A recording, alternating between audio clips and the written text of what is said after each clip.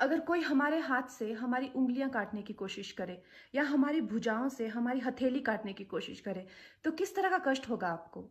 वही कष्ट पहुंचाया है चाइना ने हमें लद्दाख पर अपनी लालची नजरें गड़ा के, और वहां हमारी सीमा का एक एक इंच बचाते हुए हमारे 20 जवान शहीद हो गए हैं।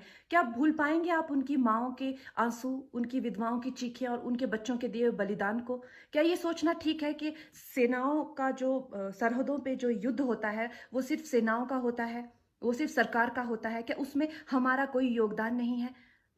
क्या हम भूल गए वो वक्त जब महात्मा गांधी जी ने कहा था अगर अंग्रेजों की रीढ़ तोड़नी है भारत में तो उनके बनाए हुए हर उत्पादन का बहिष्कार करना पड़ेगा?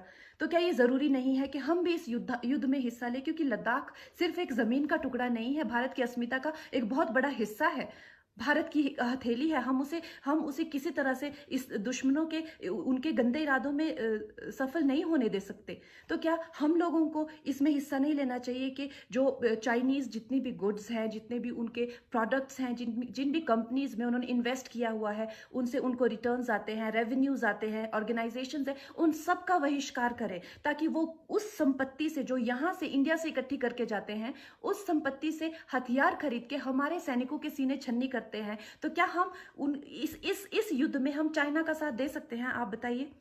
ये क्या हमारा कर्तव्य नहीं है कि हम अपनी सेनाओं का और अपने सरकार का साथ दें? तो हमें प्रतिज्ञा लेते हैं कि हम आत्मनिर्भर बनेंगे और चाइनीज गुड्स को बिल्कुल बॉयकॉट करेंगे और इस युद्ध में हिस्सा लेके भारत को जिताएंगे। जय हिंद।